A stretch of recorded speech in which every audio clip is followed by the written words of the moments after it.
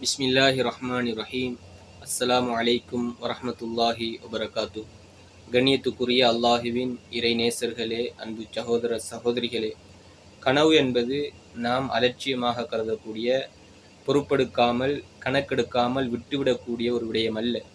எந்த அளவுக்கு முக்கியத்துவம் வாய்ந்தது என்று சொன்னால், அனஸ் இப்னு மாலிக் ரலியல்லாஹு தஆலா அன்ஹு அவர்கள் இந்த ஹதீஸை அறிவிக்கிறார்கள். ஒருமுறை சஹாபாக்களிடம் நபி ஸல்லல்லாஹு அலைஹி வஸல்லம் அவர்கள் சொன்னார்கள், தூதுத்துவமும் நபித்துவமும் முடிந்து விட்டது. ஃபலா ரசூல பஅதி வலா நபிய, எனக்கு பிறகு எந்த தூதரோ அல்லது அதே போன்று நபியோ வரமாட்டார்கள் என்று சொன்னதும் இந்த செய்தியை ஏற்றுக்கொள்வது சஹாபாக்களுக்கு மிச்சம் கஷ்டமாக இருந்தது, சிரமமாக இருந்தது. அந்த நேரத்தில் சொன்னார்கள் ஹஜ்ரத் ஸல்லல்லாஹு அலைஹி வஸல்லம், லாக்கின்னல் முபஷிராத், நன்மாராயணம் சொல்லக்கூடிய விடயத்தை தவிர என்று சொன்னார். சஹாபாக்கள் முபஷிராத் என்னென்று கேட்டான். ஹஜ்ரத் ஸல்லல்லாஹு அலைஹி வஸல்லம் அவர்கள் சொன்னார்கள், ருஇயல் முஸ்லிமி, ஒரு முஸ்லிமுடைய கனவு என்று சொன்னார்கள்.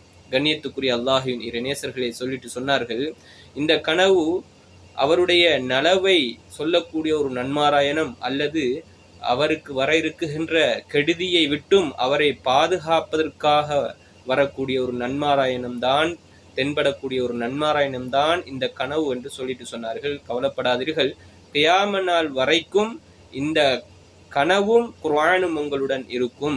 கண்ணியத்துக்குரிய சகோதரர்களே, அந்த ஹதீஸின் தொடரில் சொல்லும் பொழுது நபித்துவத்தினுடைய பகுதிகளில் ஒரு பகுதி என்று சொன்னார்கள். இந்த கனவு என்பது நபித்துவத்தினுடைய பகுதிகளில் ஒரு பகுதி. முஸ்லிம்ல வரக்கூடிய ரிவாயத்தில் அபூ ஹுரைரா ரலியல்லாஹு அன்ஹு அறிவிக்கிறார்கள், ருஇயல் முஸ்லிமி ஜுஸ்உம் மின் 45 ஜுஸ்அன் மின் நுபுவா.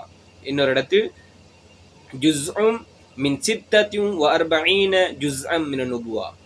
நுபுவத்தினுடைய ஒரு முஸ்லிமான சகோதரனுடைய கனவு நுபுவத்தினுடைய 45 அல்லது 46 பகுதிகளில் ஒரு பகுதிதான் இந்த கனவு தென்படுவது என்று சொன்னார். ஆக கண்ணியத்துக்குரிய அல்லாஹுவின் இறை நேசர்களே, அன்பு சகோதரர்களே, அப்படிப்பட்ட கனவு நமக்கு தென்பட வேண்டும் என்று சொன்னால் நாம் சில ஆதாபுகளை, ஒழுக்கங்களை கடைபிடிக்க வேண்டும்.